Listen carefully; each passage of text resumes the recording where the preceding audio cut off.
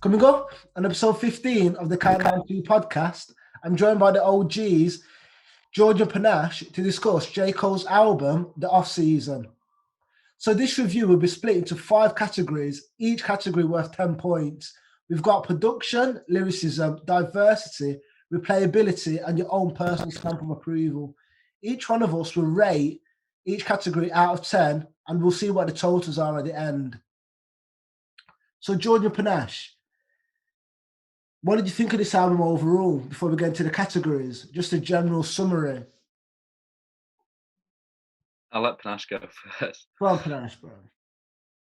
First of all, it's good to be back on the podcast I started. It's been a while. And Bro, we can only get you, we can only get you for the big occasions. You're a big game player. That's what I mean. Also, this was my idea as well. Let's put that in the airwaves. And if the viewers remember, a few months ago, I was here championing J. Cole against Travis Scott. And now finally, I've got a body of work which backs me up. This is obviously album of the Oh, yeah. That's my initial view on it. Come on, man. Bro, we hope. Look at my glasses on. You disagree, George? Nah, Nick, what are you going to say? Bro, Panache, come on now. Like, if you're saying album of the year, I want us vote in these categories, yeah, to be objective. Don't just be giving out 10 for the sake of it. Nah, it's my opinion. I think it's album of the year. Name a better album. Bro, Renee. Before we move on and go into the categories, before we start this back and forth, George, bro, your summary, just what did you think of the album, not giving too much away? It's weird because I put it on in the gym this morning and it didn't, a few songs fit like the vibe of the gym, if you know what I mean, and a few didn't. Like it. There's a lot of storytelling on the album, and obviously there's some like songs that, not that you wouldn't expect from J. Cole, that are just like maybe a bit out of the ordinary. So I felt it was different from him anyway. So I didn't hate it. That's all I'm going to say for now. Okay, cool. Let's leave it. But anyway, yeah, let's get straight into the review. Panache, first category, production. What do you rate it out of 10? What did you think? And what song, in terms of production, stood out the most for you? All right. I guess I'll start off with the song that stood out the most was the intro. I think I like Cameron coming in. I like the beats of it. I like how it ended as well. I also got down Punching the Clock. I like the sample of Damian Lillard and that as well. I thought I was like, the way he added it in was all right. Production, I put it as solid, like a solid like 8 out of 10, or maybe 7.5. You know, there was no song, there was like no beats that like made you like stand up and go, wow. You know what I mean? I think it was more his lyricism that stood out in the album than the production. But the production was like a solid backing to his lyrics and the stories he was trying to say. But right, nothing stood out from. Let me stop you there, bro. You're diverting into the lyricism already. Relax. It's just like the production just kind of took like a side view, if you get what I mean. Yeah. It wasn't the main thing that you were looking for. So what did you rate the production out of 10? 7.5. Solid, average. Cool. Average, but solid. Cool. George, bro, production.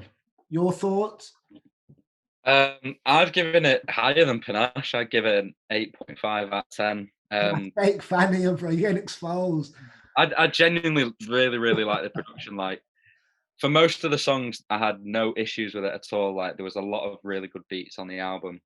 Obviously, the production, like the list of producers, was full of like stars. But there was Timbaland, T-. Obviously, J. Cole helped on them a lot as well. But there was a few songs that I listened to that sounded like other songs that I've heard before. So, for example, I've wrote in my notes that My Life, is it the third song on the album? Let me check. I think it's the third song. Yeah, it's one of the first ones. Yeah. It's the one with 21 Savage on it. If you listen to that and then listen to 21 Savage a lot, they sound exactly the same. Well, not exactly the same, but they sound eerily similar. Yeah, it's in the same world. I get what you're saying. Yeah, even when it starts. The backing vocals, yeah. And there's another song which is Pride is the Devil with Lil Baby on. that sounds like Amine's Can't Decide. T Minus Oh. produced that one. Mine, who's Amine? He's another He's a rapper. little weird anime rapper. What's He's going not on? an anime rapper. He's not bad, but Yeah, that's what's it called? The Reel It In or something, wasn't it? yeah, Reel It In. Yeah, that's the one. But So what? they use What's that? it's called Reel It In. You'll recognize that song by it. Yeah, really in. Reel It In, yeah. Okay, cool. Yo, let me know I that. know, like the song got like kind of popping. But he's got a song Amine called Can't Decide, and that sounds similar to Pride is the Devil because they both use the same guitar loop and they're both produced by the same producer, T Minus. How did you find that out? Did you hear the song and think this sounds like Amine? Is that what happened? It sounds similar, and I went on Genius, and Genius recently posted an article about it saying why these songs sound similar, blah blah blah. Gosh, this is good insight. This is what the viewers want to hear. Yeah. And so that's why it's not 10 out of 10. It's 8.5 though. The rest of the beats are no problem with. 8.5. I'll split you guys in the middle then. It's actually got a good segue here because in terms of production, especially the Pride is the Devil, for me, that's what stood out the most in terms of production. That's actually, not to give my early thoughts really, that's actually my favorite song on the whole project. Pride is the Devil. But if it sounds like another song, I mean, I'm not a big fan of sampling, but I've never heard that other song before. But yeah, in terms of production overall, I gave it 8 out of 10. I think the beat transitions especially were really good because even for example, the first song, when you go into it, you don't expect it to be as quick in terms of tempo as it actually is when it starts, and it kind of just switches. And also, actually going back to the first song, you know, the end when the guy that's fire. That's fire. Who was it? Who was I don't know who it is, but it's fire. the guy that said? Well, the guy talking. Cameron in it. What's that? The guy who's talking at the end, like kind of bigs him up. Yeah.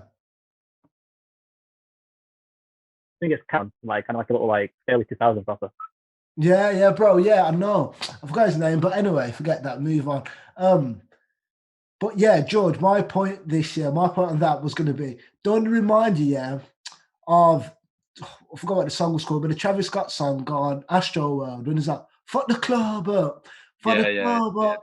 It reminded me exactly of that. So, Panache, I don't know what your boy is trying to steal something that's already recently been done, but come on now.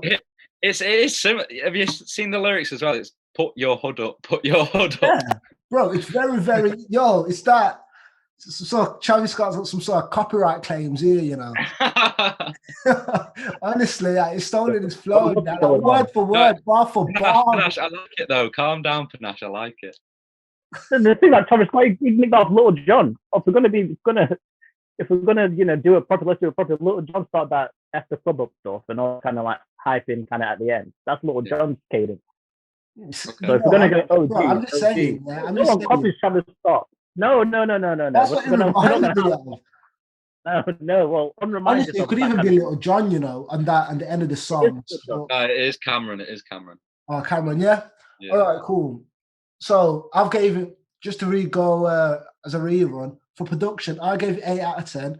George, you was 8.5 out of 10, and Panache was 7.5 out of 10. So George, to move on to, I'll start with you here. In terms of lyricism, what did you rate it out of 10? And did you get what you expected from J. Cole? Yeah, I did get what I expected from him. Obviously, it is J. Cole at the end of the day, like it is. But his freestyle that dropped a few days before, the lyricism in that was awful. So when I saw that, I just thought like, that's irrelevant. Why is he bringing this up? Because it's relevant to my point. Because when I heard that, I thought, what's he going on about? But anyway, like there's a lot of good storytelling on the album. Let Go of My Hand. He talks about his son's life and how his son. I didn't even know he had a son. You know, when did J. Cole? Yeah, he claims his son. What? I just said he claims his son, unlike other rappers.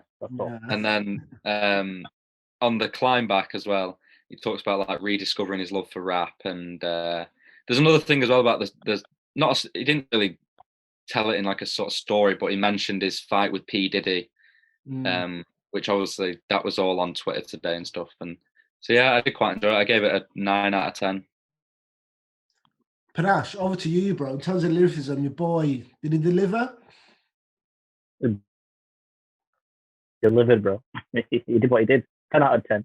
George, I don't know why you couldn't get that extra one. What's the point? That's what I'm dealing with here on this. That's why I've not come back. It's obviously a 10 out of 10. Why is it a 9? What's the extra one? It's a 10 out of 10. For me, the standout of like. Do you want to know why I gave him a 9, actually? Do you want to know why I gave him a 9? So this haterade. What's this haterade? I can't remember what song it's on. I think it's the first or second song, I think. And he says, "Sleep is the cousin of death." And Nas says that on his very first album, Illmatic. So it might be a homage to Nas, or it might be like a shout out. George is a history lesson here, you know. I wasn't prepared for this. I need to up my notes. Then let's go tell George to go to Boston and listen to Let Nas Down and tell me you think Jake was going to say Nas without meaning to. He made a literal song talking about how they're probably more of a homage. Yeah, it obviously it is probably a homage, but at the same time, that is paying homage. Maybe it is a homage, but when I heard it, my first reaction was, "Oh, why has he said that?" Like it wasn't. "Oh yeah, that's sick." Like it was. So Nas says that on New York State of Mind, and J. Cole says it. I'll find out which song. He says it on the first song, 95 South. Of course he did. Let people know. Yeah, that's why it's a 9. Yeah, but anyway, I agree with Panache. It's a 10 out of 10, bro. The lyricism, J. Cole is the best lyricist in the game. You can give me Kendrick Lamar. Kendrick. No. Where's Kendrick? Kendrick Lamar, exactly. Where is Kendrick? And also Kendrick Lamar. Go on, Panache. No, I was just going to add on to that point. It's like, let's put it into sports context, because rap and sports kind of go alike sometimes. How can someone who's not played since 2018 play the best player if he's not played in nearly like 4 years? J. Cole's turned up, and he's the best lyricist. Okay, I get your point, but if you're going to go in a battle, end of discussion, George. If you're going to choose someone in a battle, you're going to take Kendrick. It's like me asking who you're going to take, Jordan at 50 or LeBron at 30. You'd still take Jordan. No, bro. Anyway, let's get back to the topic here. J. Cole's the best lyricist in the game. Kendrick Lamar, in my opinion, a lot of this lyricism tag, I mean, is great, but a lot of that he's still living off Good Kid, Mad City, because the lyricism in that project was so elite, so good that's giving it so much. Huh? And Damn as well, like the storytelling in that. The last track, Duckworth, is one of the best like storytelling songs I've ever heard, personally. Bro, like for me, every single J. Cole project, even when it's not like KOD, I don't fuck with KOD that much, but there's still songs, like as in 1985 on KOD, that the lyricism there is just elite, bro. And for me, on this album, just the off season, the song that stood out in terms of lyricism for me was Close. Yeah. Well, it seems like he's telling the story from the point of view of his friend and himself at the same time, about how his friend obviously got into gang violence and obviously how we thought it was a dream, and then he was woke up and it was like reality and stuff. It was just sick, bro. I didn't know he was gonna go there, you know. And then when it got there towards the end, I was like, yo, this is next level. But so yeah, lyricism, I expected him to be fire, which he was fire, but diversity, I was disappointed. I gave that a 3 out of 10. It could have been a 2, it could have been a 1. Bro, I'm not going to lie, I didn't know what you meant by diversity on this, so I've left it blank in my notes. By diversity, I meant like the different variations of songs. Like different variations of songs. Like all of these songs, they're all in the same world, you know. For example, an album that had great diversity, Astro World. So you had what's that song? Try Not to Be God, yeah. Oh yeah, Stop Trying to Be God. Yeah, Stop yeah, Trying to Be God, and then you've got No What's Bystander, going on? and then you've got Can't Say, and then you've got Yosemite, and then you've got the one with Drake. Those are Yeah, like four, This is a 5 big different whole songs on review. the same project, all completely different, all really good Yeah. in different genres. What's that, Panache? This is a J. Cole review. I don't want to hear anything about Astroworld. Bro, that's just what popped up to my head. That's a good album with great diversity. Another album with good diversity would be to be fair, whichever Drake project you want to name. Drake Any has Drake always got- album, yeah. yeah, Any exactly. Drake album. Yeah, Drake's Yeah. always got great diversity. So Panache, what did you give him for diversity? I gave him a 10. Bro, come on, you've got to be serious. Oh, I'm kidding. I don't know if you can see my notes, but I actually gave him a 0. No, you can't. But you can't because of the background. I gave him a 0. I didn't even put like. I think like the most diverse thing were the features of like the Baby in 21. To I be think you fair, could say to be that's fair, the difference.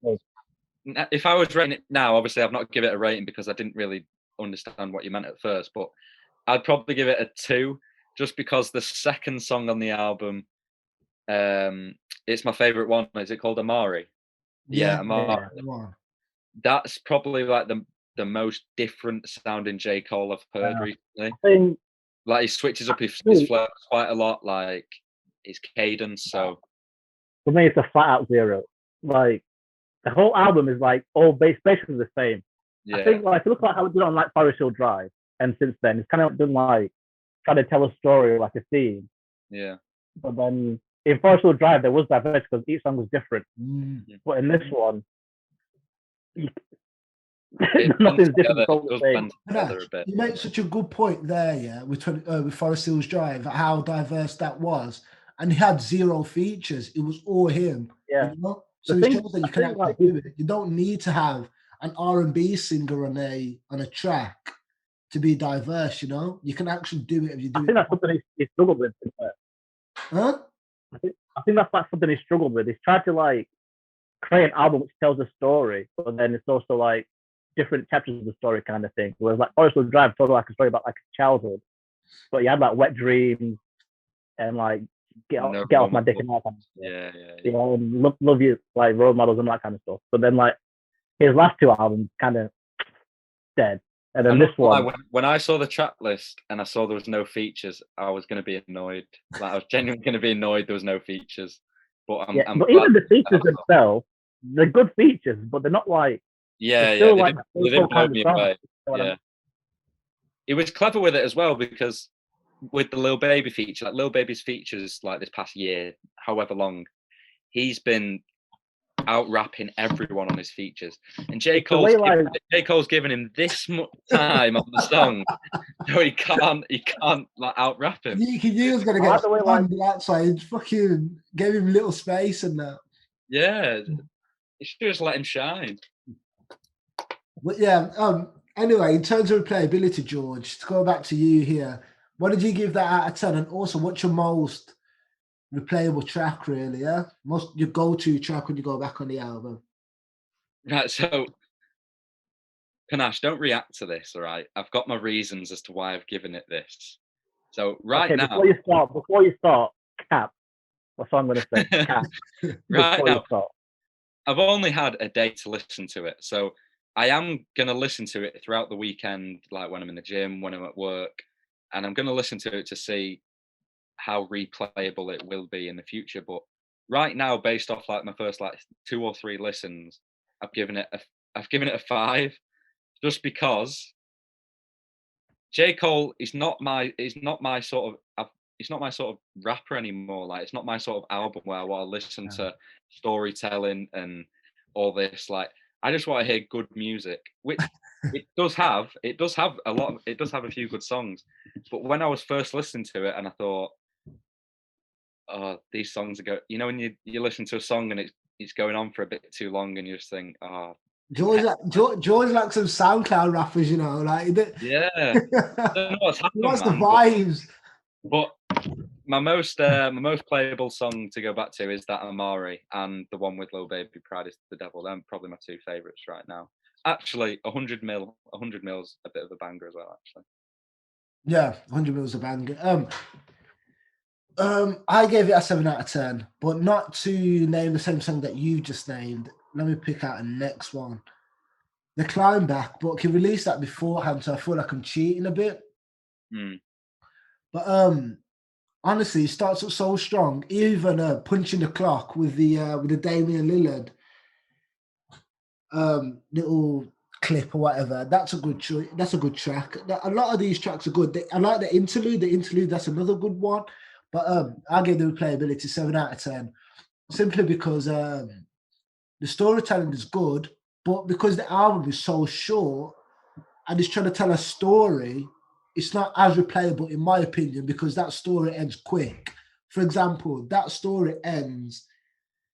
I can listen to the start and end of that story from starting at home and driving to work, you know? And for me, it should be a bit longer than that. If you want to tell a complete story, if you're trying to have an album full of bangers and it's 40 minutes long, that's fine. But for me, if you want to tell a complete story in depth and literally just let the listener's mind run free, it should be a bit longer. It should be around an hour for the album, in my opinion. But yeah, 7 out of 10. Panache, what replayability for you? I'm guessing it's going to be a high score, isn't it? Nah, I did mine quite sensible. I literally just wrote down all the songs I'd listen to again. Yeah, that's how I judge that's how I judge albums. How many songs I'm going to add to a playlist, sort of thing. So for me, I went for 8. Huh? I went for 8, and 8 out of 12 is not that bad, to be fair. I got 95 South, Applying Pressure, Punching Clock, 100 Mil, Let Go of My Hand, Fighting the Devil, Interlude, and Close. Those are the songs that I'm going to be bumping, I think. And I think it's an improvement from his last 2 albums, you know, KOD and For Your Eyes Only. Those were not replayable at all. Those were like albums from the beginning to the end. You can't just like pick one song out and listen to it. You have to listen to the whole thing. And then after that, you're probably done with it. Whereas if you go back in the day, Forrest Hill Drive and probably Born Sinner, you can pick songs that you like and songs that you don't and play them again. And I think that's why he's doing well on this album. Like, he's got enough like songs that can stand by themselves. So I think it's a replayable album. Not a replayable album, but they've got songs. And I think the fact that it's short as well, you can get through it all every now and again. For me, I think we got lost in translation here again, because in terms of replayability, I mean, like, you can put on the album from start to finish without skipping it, you know? Whereas you guys just mean like hits, you know, like standout tracks. Yeah, but I still agree with your point. Like, if I'm going to listen to it from start to finish, it probably would get a 5, like, because there is some songs that I would. It's right. What do you mean right? It's wrong. At the same time, there's songs that I'm going to want to listen to again, which is where I get the replayability value, is in songs that I'm going to take from the album and add them to a playlist and listen to separately. Yeah, I guess you're all right to an extent. There's definitely a lot of songs that you can pull out and keep. So overall, then Panache, before we move on, you didn't actually give it a rating. You just named 8 songs that you want to listen to again. So is that an 8 out of 10? What is that, a 9? So I gave it 8 out of 10 on my like original understanding of like replayability, but from your definition of it, I still give it like an 8 out of 10 as a project, how you can replay it. I think the fact that it's a short one. What? What's wrong with that? What's wrong with that? There's nothing wrong with it yet. But why? No, bro, there's nothing wrong with it yet. But why, like, say, you give it out of 10, obviously give your explanation and you go, but from your definition, I still give it an 8 out of 10. What's the point? Because it's 2 different things. There's 8 songs I replay by themselves, and as a project, a project, the replayability from your definition is still 8 out of 10. I think the fact that it's short actually helps it be more replayable. Like, you can get through it very quickly. So I think that helps it be more replayable. I understand your point. Yours doesn't understand. I get your point. Yeah, I do get you. I'm just saying. But so overall, your personal stamp of approval for Panache, like, what would you rate the album as a whole? 8 out of 10. So not 8 out of 10. That's my rating. What would your rating overall for the album be? If you just gave it an out of 10 mark. There's things I did like from it. I'll say like I really enjoyed it, to be fair. Like I'm happy with it, but there's still like you're disappointed. I can see it. I can see it in your face. I'm You're not disappointed, but I've got. You know why, George? Because he hyped it up too much. He was expecting Yeah, like he did. a bit on level. No. I thought he delivered. I'm like, do you like we're like applying pressure and stuff, like do you like the bit like the second part? Bro, you can't just keep saying applying pressure. I enjoy that. Put that on your Instagram story as well. Oh, applying pressure. That's the only song you're gonna listen to repeat. That's it. Boys, I've been in a pandemic. Can you just give me some time just to enjoy the song I like? It's a great album.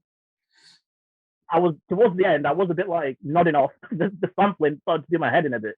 Like, but I'm trying to like hear him rapping over the sampling. I did not like that at all. that was very annoying in my opinion. But I think like I don't know, just like the way he promoted it, saying like this is like his last stand. This is like him like before he like finishes his career and wants to put off his best stuff. I hope